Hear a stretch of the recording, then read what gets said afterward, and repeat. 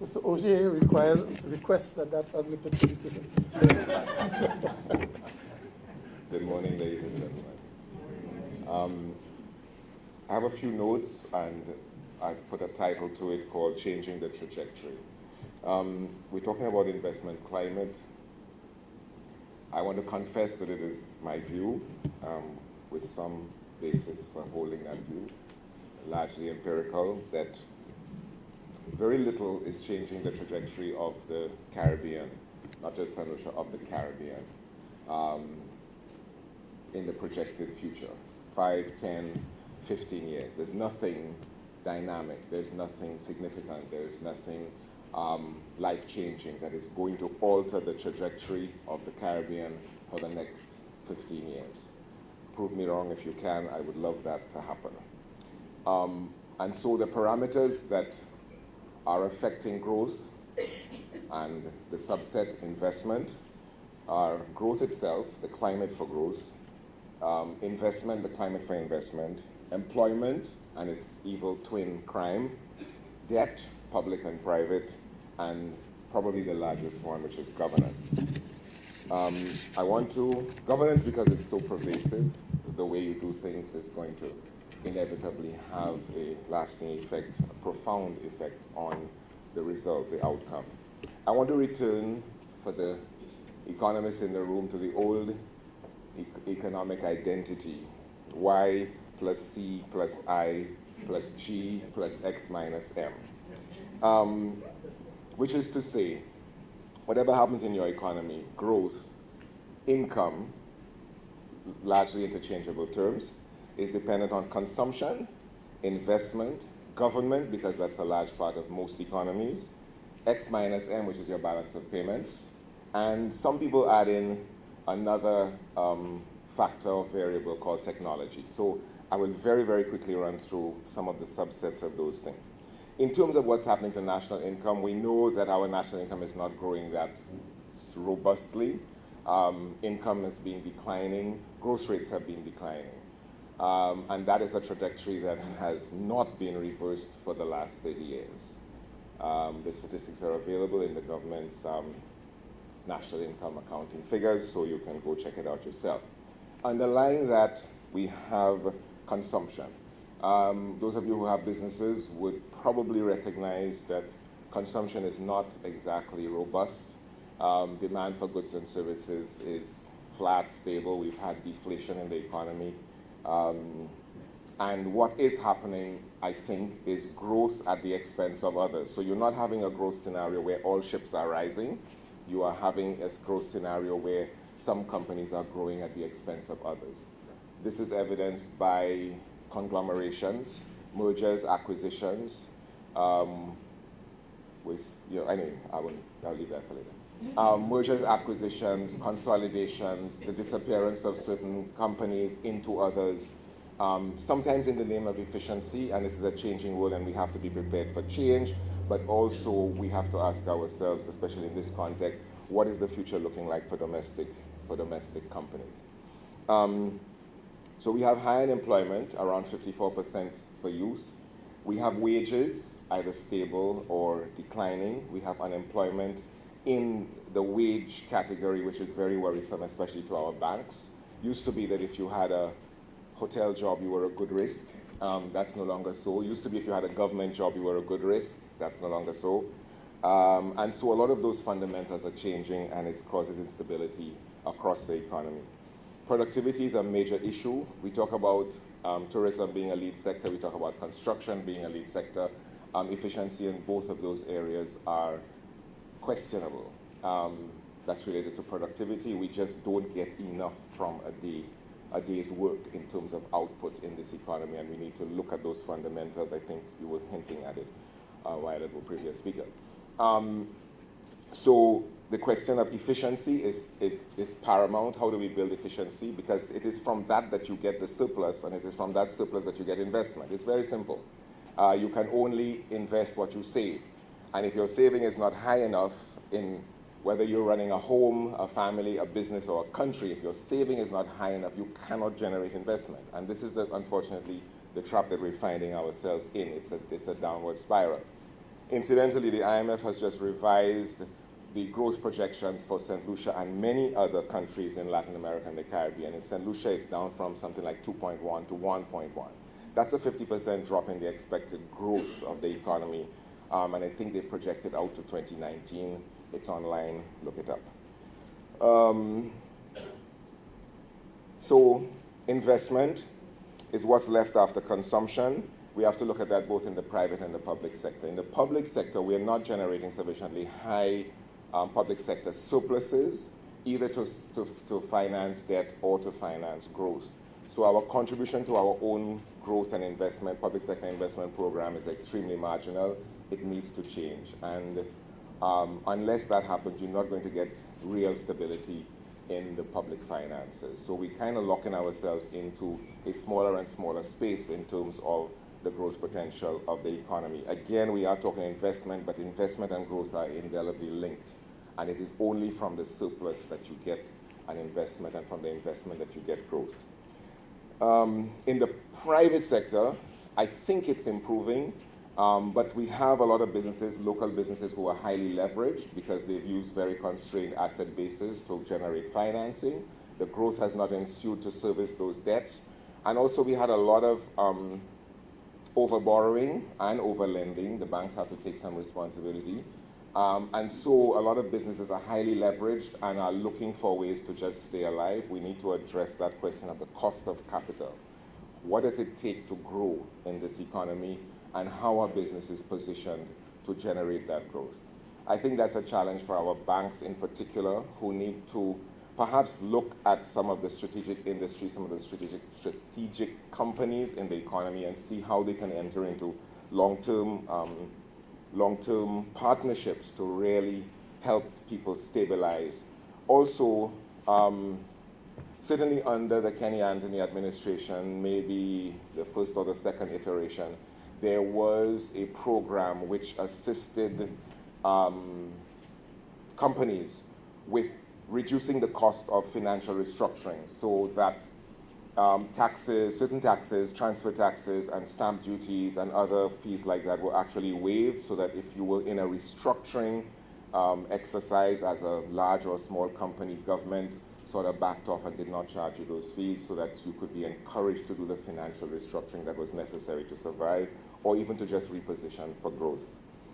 The cost of doing business in the country which is a macroeconomic issue, is still too high. I'll just give you one indicator.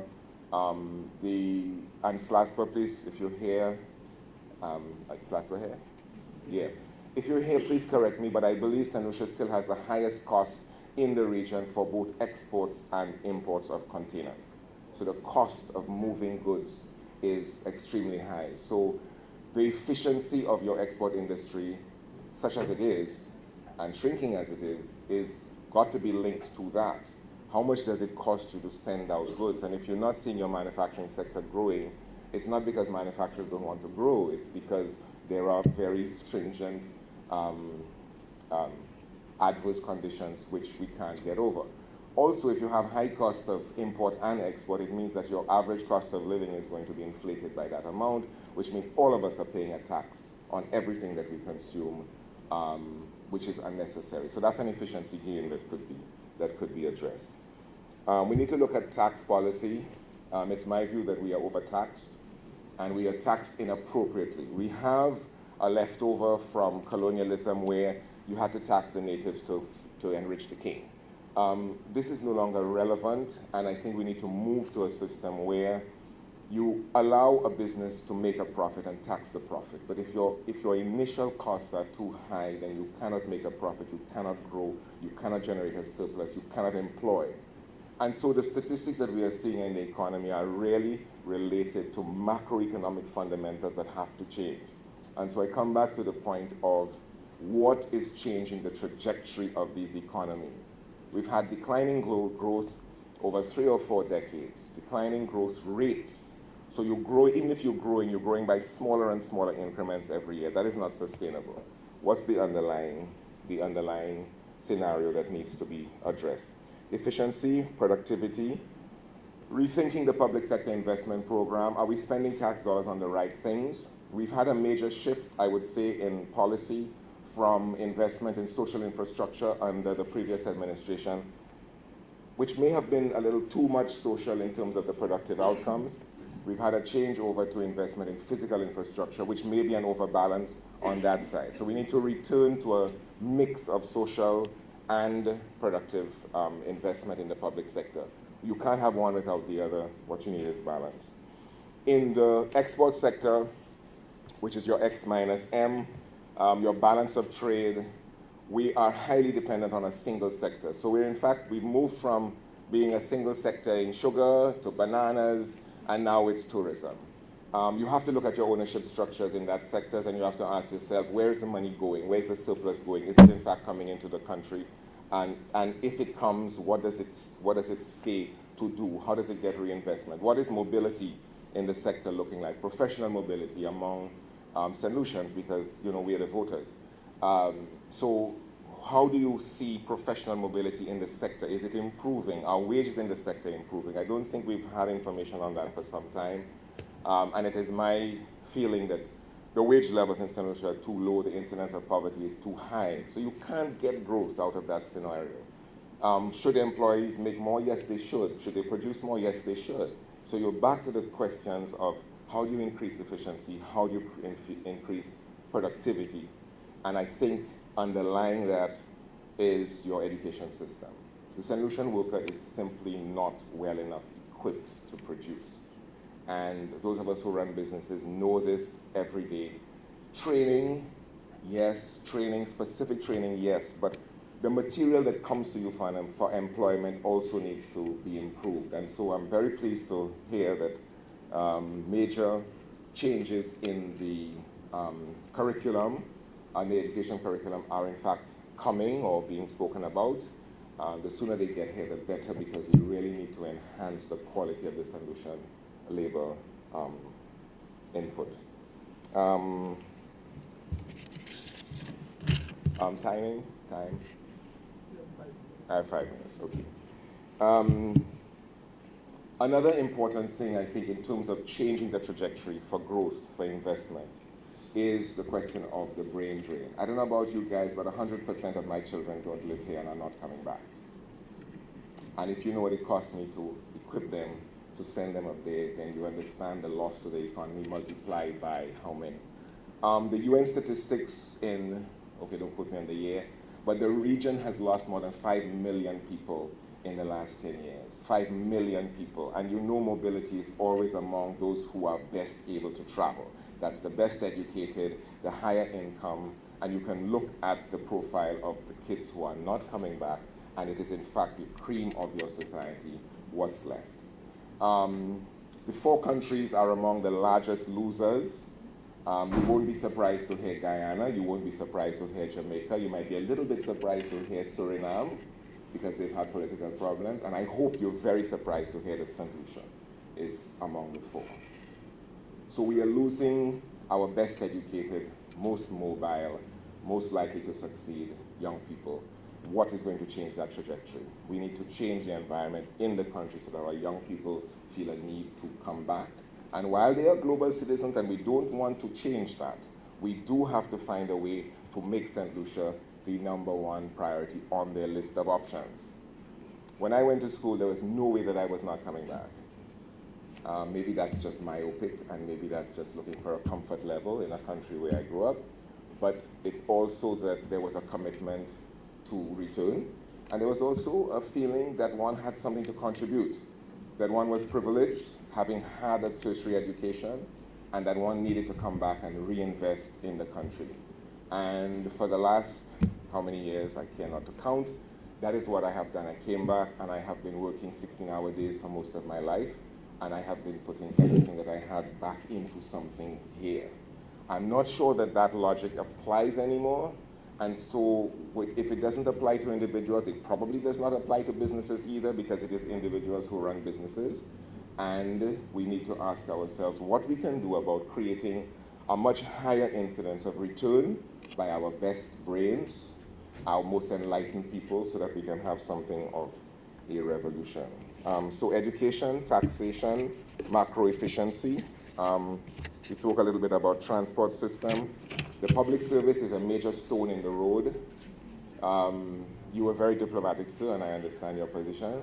But the question is, how do we really create change? How do we really embrace change so that we don't keep doing the same? We're in a comfort zone and it's not producing the growth that we need, that we must have. If you have the incidence of poverty that exists in these islands, then you have to address fundamentals. And the fundamentals are, as I said in the beginning, growth, which is a reflection of investment, employment, and its alter ego crime, debt, public and private, and the most important is governance.